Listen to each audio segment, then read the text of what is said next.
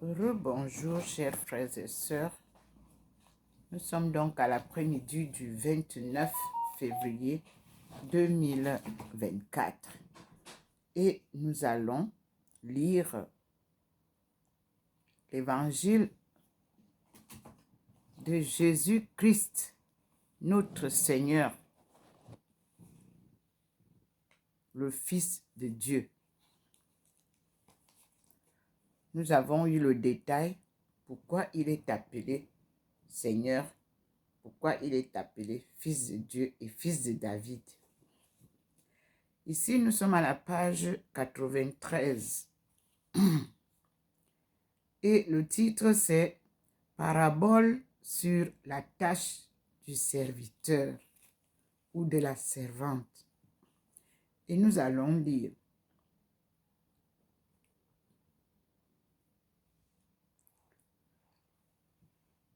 Mieux vaudrait pour lui qu'on lui mît au cou une pierre meulière et qu'on le précipitât dans la mer.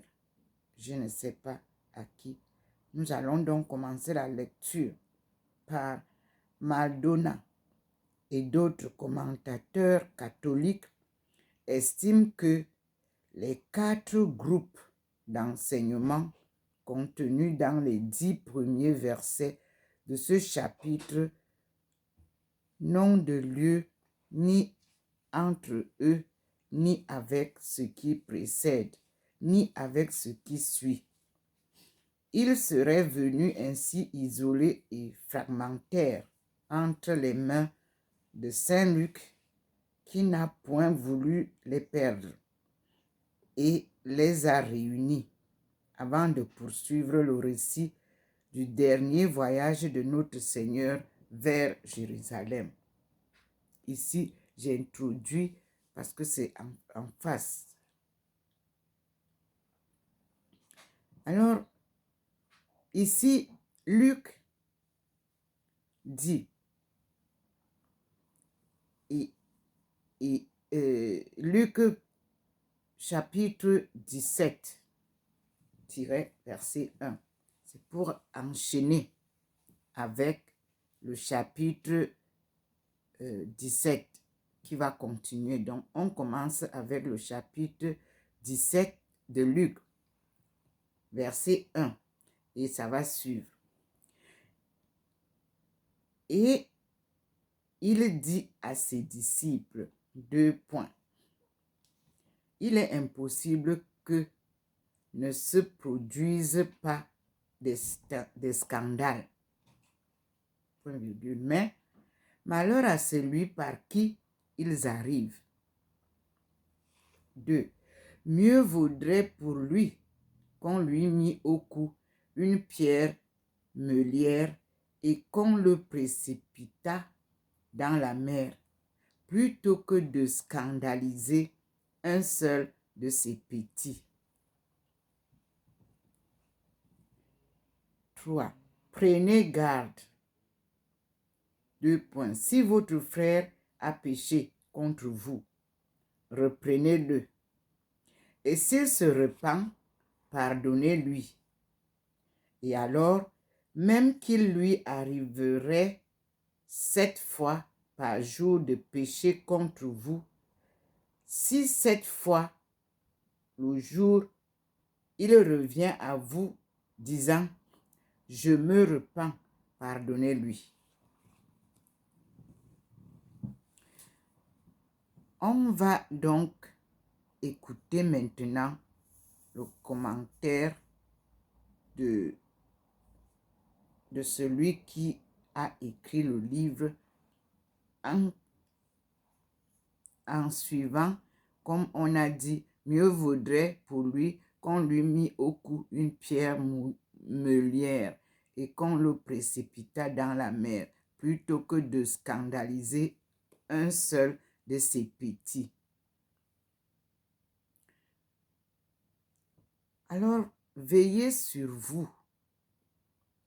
Au passage parallèle de Saint Matthieu, chapitre 18, versets 6 à 7, et de Saint Marc, chapitre 9, verset 41, le Seigneur désigne comme Pusili les enfants et les membres de son royaume. Page 462-463. Autre avertissement rencontré déjà dans Saint Matthieu, chapitre 18, verset 15, chapitre 18, verset 15, de 21 à 22.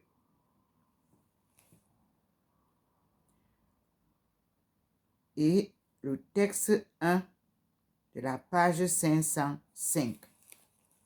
2 points. Si votre frère a péché, entre parenthèses et entre guillemets, contre vous, n'est pas ici dans l'original, mais se lit au verset 4. Fermez la parenthèse. Reprenez-le. Et s'il se repent, pardonnez-lui. Point.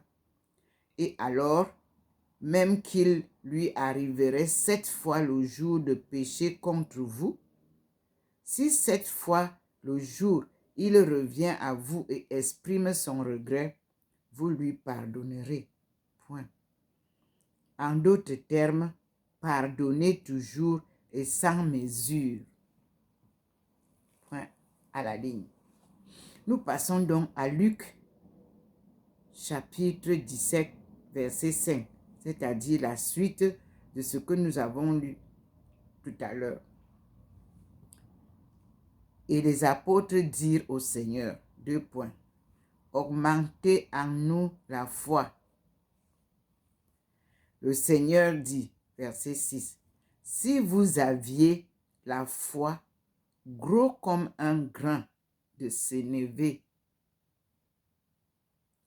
vous diriez à ce mûrier, 2 points, déracine-toi et va te planter dans la mer, point d'exclamation, et il vous obéira, point à la ligne. Verset 7. Lequel d'entre vous, ayant un esclave de charrue ou un gardien de troupeau qui rentre des champs, lui dit, 2 points, venez vite, mettez-vous à table. Verset 8. Au lieu de lui dire, préparez-moi à souper, saignez vos reins et servez-moi jusqu'à ce que j'ai mangé et bu. Point virgule. Après quoi, vous mangerez et boirez. Point d'interrogation. Verset 9 nous dit, témoignera-t-il de la reconnaissance à cet esclave parce qu'il a accompli la tâche qu'il lui avait prescrite? Je ne le pense pas. De même, pour vous, lorsque vous aurez accompli tout ce qui vous était prescrit, dites, 2 points, nous sommes des serviteurs inutiles, point virgule. Ce que nous devions faire, nous l'avons fait. Ceux qui tiennent à souder le verset 5 au précédent supposent que la difficulté de la loi du pardon provoqua cette demande des apôtres. La loi du pardon. 2 points, ouvrez les guillemets. Seigneur, augmentez en nous la foi. Fermez les guillemets. Confère Marc 9, verset 23. Tirez. Ouvrez les guillemets encore. Si vous aviez de la foi gros comme un grain de sénévé, répond le Seigneur, vous diriez à ce mûrier, entre parenthèses, d'autres lisent ce sycomore, fermez la parenthèse, 2 points, déracine-toi et va te planter dans la mer. Point d'exclamation. Et il vous obéirait. Point. Fermez les guillemets. Nous avons une réflexion de même nature dans Saint Matthieu, chapitre 17, verset 19. Chapitre 21, verset 21. Fermez la parenthèse. Et dans Saint Marc, entre parenthèses, chapitre 11, verset 21-23. Fermez la parenthèse.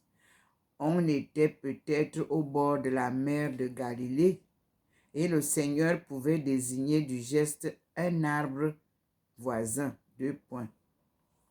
Ticetis iu arbori. La lettre le grec ou le latin. Point. La foi que sollicitent les apôtres et que le Seigneur déclare toute puissante est une foi plus qu'ordinaire. Avant de continuer, je vous présente Abdul Baha'i, déjà positionné à l'endroit en face.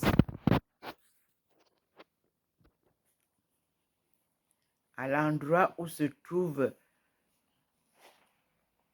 l'animal de l'horoscope chinois, le tigre. C'est là que nous sommes descendus. Et voyez comment, comme hier et d'autres fois, le Seigneur nous présente Abdul Baha'i. Et ce matin, nous avons eu une révélation magnifique de ce Jésus que j'avais découvert dans le livre L'Empire des Steppes, où il m'a été révélé que Jésus et ses enfants et sa femme étaient nestoriens. Et aujourd'hui, j'ai reçu effectivement un texte, comme me disaient mes professeurs en Chine, que vous trouverez beaucoup d'écrits en France, en français et en anglais.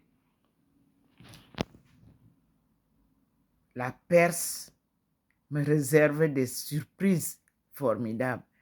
Et comme je vous ai dit hier, il m'a été aussi envoyé un film, un long film qui m'a fait voir un pèlerinage dans ce jardin du Carmel chez Abdul Baha'i, où il a vécu de son vivant et où il repose en paix aussi. C'est formidable. Dieu est très bon et il est vérité.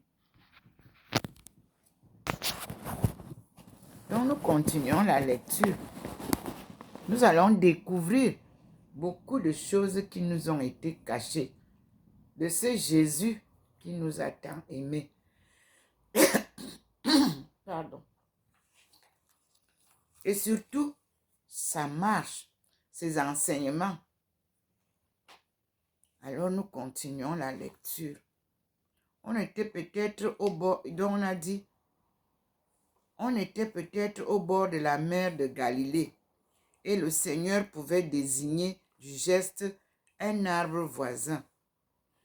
La foi que sollicitent les apôtres et que le Seigneur déclare toute puissante est une foi plus qu'ordinaire. 2 points. C'est l'appui de l'âme entière sur Dieu, la confiance absolue en lui. D'une telle foi, il suffirait pour accomplir ou obtenir des prodiges de posséder seulement la valeur d'un grain de sénévé. 2 points, ouvrez les guillemets. La plus petite de toutes les semences, virgule, fermez les guillemets, a dit ailleurs Jésus. Mais douée d'une telle vigueur native qu'elle devient semblable à un arbre. Entre parenthèses, Matthieu 13, versets 31 à 32.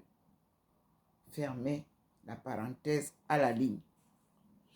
Après cette leçon sur la foi, vous avez bien noté comment Jésus nous parle de la foi. Et je recite encore, la foi que sollicitent les apôtres et que le Seigneur déclare toute puissante, c'est-à-dire la foi, elle est toute puissante, est une foi plus qu'ordinaire. 2 points. C'est l'appui de l'âme entière sur Dieu, la confiance absolue en lui. D'une telle foi, il suffirait pour accomplir ou obtenir des prodiges de posséder seulement la valeur d'un grain de sénévé. 2 points. Entre guillemets, la plus petite de toutes les semences. Virgule, fermez les guillemets, a dit ailleurs Jésus, mais doué d'une telle vigueur native qu'elle devient semblable à un arbre. Entre parenthèses, Matthieu 18, versets 31 à 32, fermé à la ligne. Après cette leçon sur la foi, voici une rapide parabole propre à Saint Luc sur la tâche du serviteur.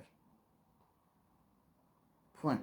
Il n'est aucunement nécessaire de considérer ces 4 versets comme s'adressant aux seuls disciples. Donc, cela nous concerne aussi aujourd'hui.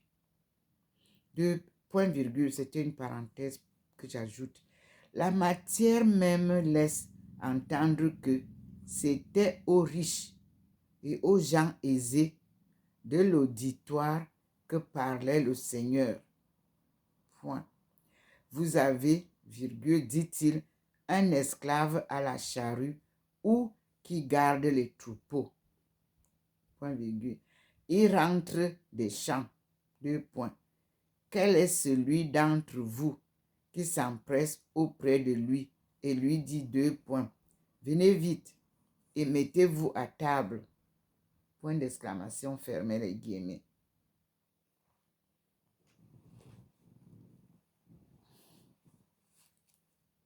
Ne lui dira-t-il pas plutôt, 2 points, ouvrez les guillemets, préparez-moi à souper, relevez votre tunique, saignez vos reins et servez-moi jusqu'à ce que j'ai fini de manger et de boire, point virgule, après quoi vous mangerez et boirez à votre tour, point, ouvrez les guillemets.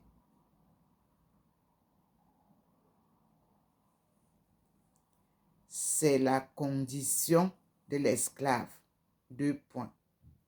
Il fait à toute heure ce qu'on lui commande. Point. Son maître lui témoignera-t-il de la reconnaissance? Aura-t-il pour lui des attentions spéciales parce qu'il a accompli la tâche prescrite? Point d'interrogation. Non. N'est-ce pas? Il en est de même pour vous. 2 points. Lorsque vous avez accompli tout ce qui vous était prescrit, dites-vous, 2 points, ouvrez les guillemets, nous sommes des serviteurs inutiles.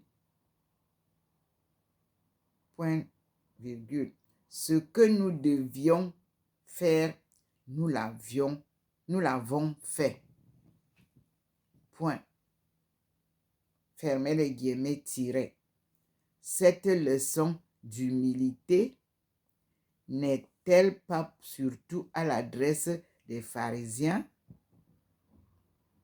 Alors même que nous aurions accompli ponctuellement tout notre devoir, et qui donc peut s'en flatter? Question, nous n'avons aucun titre à prendre devant Dieu, une attitude satisfaite, avantageuse, ni à réclamer une récompense spéciale. Point.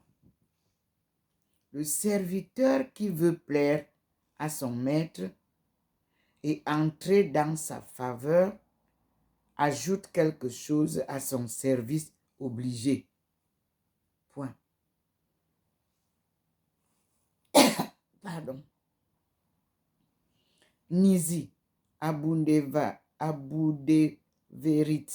justitia, vestra, plus quam scribarum et pharisaerum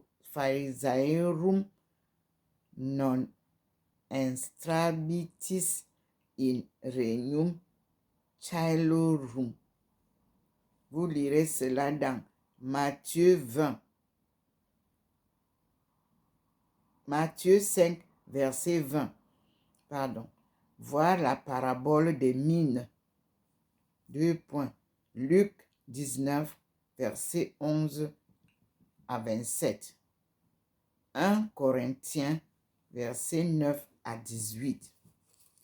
Alors, nous avons lu ensemble la parabole sur la tâche du serviteur et l'enseignement que Jésus a donné à ce sujet. Maintenant, nous avons à la suite ce que nous pourrons appeler chapitre 4, les conseils angéliques. Nous terminons d'abord ici cette petite vidéo et en vous montrant encore ce que nous avons comme apparition ce soir. Excusez-moi parce que je bouge. Nous avons Abdul-Baha au même endroit et je suis un peu en bas et ma lumière illumine sa face. Ici, le Seigneur nous fait voir ça. Ici, vous avez Abdul-Baha derrière Marie de Magdala. Au-dessus de ma tête, vous pouvez voir, il y a la présence d'une personne avec la longue barbe. Ici. Et moi, je suis assise ici en bas, à côté de Thérèse d'Avila. Vous savez vous-même cet endroit. Et ce soir, c'est la bande blanche-ci qui est sortie. Là, comme vous voyez, et derrière moi, là où je suis assise. J'espère que vous voyez bien. Le Seigneur rapproche Abdul-Baha. Vous avez le couple en haut. Et à côté, vous avez la présence d'une personne dont la barbe se voit. Avant de venir ici où nous nous sommes assises, vous pouvez bien voir. Voilà le scintillement de la présence du Seigneur comme d'habitude sur le balcon. Et nous avons Abdul-Baha là-bas, comme je vous l'ai souvent montré. Cela est significatif. Ça veut dire que la Perse est reliée avec la marche du Seigneur Jésus-Christ. Nous allons découvrir cela sur les livres de mes recherches. Et souvent, je vous ai dit, l'arbre qui est en face, lorsque le Seigneur veut faire des manifestations dessus, ça se gondole. Donc, quand je suis arrivé là, ça s'est gondolé. Et là, maintenant, je vois dessus quelques manifestations de dessins, des figurines, des personnages. Donc, on va attendre un peu. C'est en train de s'agrandir. Vous avez l'arbre, les arbres plus ici. Mais regardez au niveau de la couche blanche. Parce que l'immeuble est peint en haut du gris, ici au milieu du blanc et en bas du vert. Alors, au niveau du blanc, nous observons que le Seigneur, par sa main invisible, nous sort des portraits.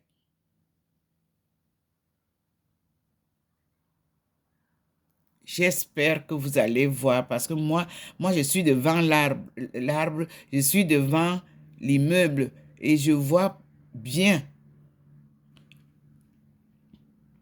Seigneur, permets aussi aux autres de voir tes merveilles.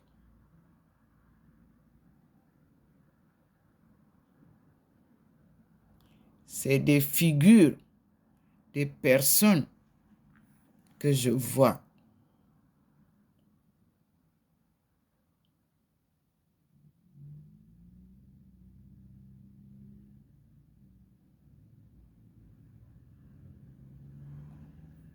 Merci Seigneur.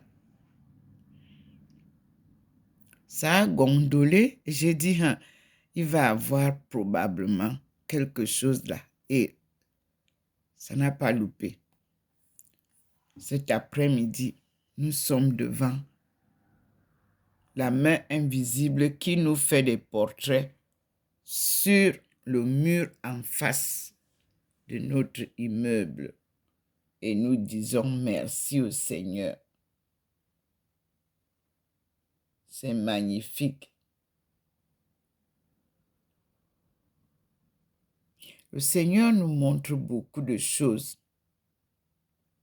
Mais ce sont les explications qui sont pas faciles à comprendre.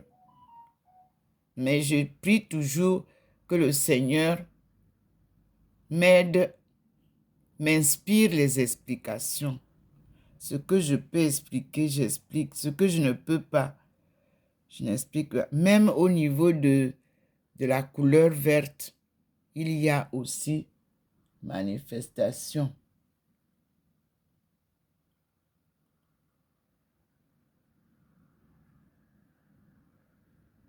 Donc, vous voyez que juste au niveau des 3 arbres qui sont là, le Seigneur passe et il fait ses croquis sur le mur de l'immeuble, comme il le fait chez moi ici. Nous disons merci au Seigneur.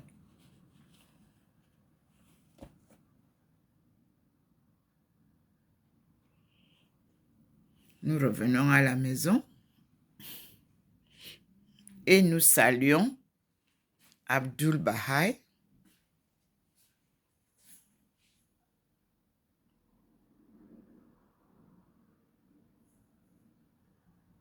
Et nous lui disons merci. Il m'avait invité en me nommant Queen of Carmel. Il m'a entraîné dans le jardin de Carmel. Je vous assure, ce que j'ai vu hier soir, c'est immense. La résidence d'Abdul Bahaï, c'est immense. Les gens défilent là-bas C'est formidable. Le pèlerinage est grandiose. Ce que j'ai vu, j'étais surprise. Le film a été bien fait et je remercie ceux qui me l'ont envoyé. Nous continuons à vivre les merveilles du Christ relié à Abdul-Baha. Et nous continuons à écouter le Christ. Parce que c'est lui la pièce maîtresse. C'est lui le Christ. Ce sont ces évangiles, l'enseignement que Dieu lui a donné, qui suscitent des prophètes. Et je vous assure, vous avez, en lisant ce que je vous ai publié ce matin, posément, vous comprendrez que nous venons de très loin. Et comme j'ai toujours dit, le monde a été tourné à l'envers. Et Dieu vient retourner son monde à l'endroit. Vous voyez que là où il me pose souvent, la lumière y est, à côté de la Sainte Face. Et vous voyez comment derrière, nous sommes en Allemagne. En face, nous sommes à Bâle, en Suisse allemande. Une position géographique que lui seul a choisie pour parler de sa cause, qu'Abdul-Baha m'a demandé d'aller apprendre, enseigner. C'est la même chose que le Christ m'a appelé pour un marathon sans compétition dans une poursuite d'une marche avec enseignement et révélation des mystères de Dieu. Merci Seigneur. Alors nous arrêtons d'abord ici et je fais une autre vidéo pour nous parler de les conseils évangéliques. À tout à l'heure, vous savez que je suis Dr Ndomo Melingi Thérèse. Je me rends compte que YouTube n'écrit pas bien mon nom. Qu'à cela ne tienne, vous finirez par l'écrire comme je lis, comme je le dis. Dr Ndomo. N-D-O-M-O. Melingi. M-E-L-I-N-G-U-I. Thérèse vient après. Parce que Thérèse est suivie par Aïcha. Ça, ce sont des noms donnés. Thérèse, c'est l'église, c'est religieux. Aïcha, c'est chinois. Donc, et religieux aussi. Prenez la peine d'écrire bien mon nom, s'il vous plaît. Merci d'avance. Merci Seigneur.